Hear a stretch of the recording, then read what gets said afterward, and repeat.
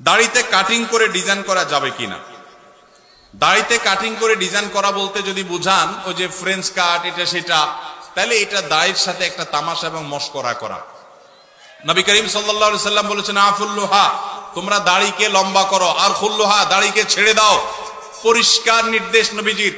কোন একটা হাদিসে নবীজি সাল্লাল্লাহু আলাইহি সাল্লাম আমাদেরকে দাড়িতে কাটিং আর স্টাইল করতে বলেন না। এটা স্টাইলের জিনিস না।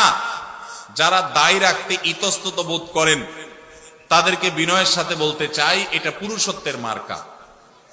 এটা কিসের মার্কা?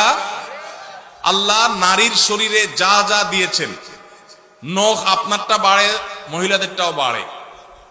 আপনার মাথার চুল আছে, তাদেরও আছে। আপনার শরীরের অঙ্গ প্রত্যঙ্গে যেখানে যেখানে যা যা আছে, লোম অবাঞ্ছিত সব তারও আছে।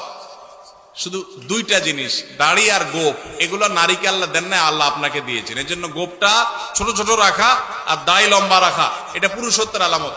এখন আপনি যদি বলেন যে আমি হিজড়া হয়ে যাব, তাহলে আমার কি করার? আল্লাহ আমাদের ভাইদেরকে হেদায়েত দান করুন। এটা পুরুষত্বের মার্কা, এটা রাখতে কোনো কার্পণ্য করা উচিত না। আমরা অনেকে জাতে উঠার জন্য দাড়ি রাখতে চাই না। তবে দাড়ি যদি কেউ আমাদের কোনো ভাই কেটে ছোট রাখে, আমরা তাকে অ্যাপ্রিসিয়েট করি, আলহামদুলিল্লাহ আমার ভাই শুরুটা করে দিয়েছে, আল্লাহ তার দাড়িটাকে বড় করার তৌফিক দিবে ইনশাআল্লাহ।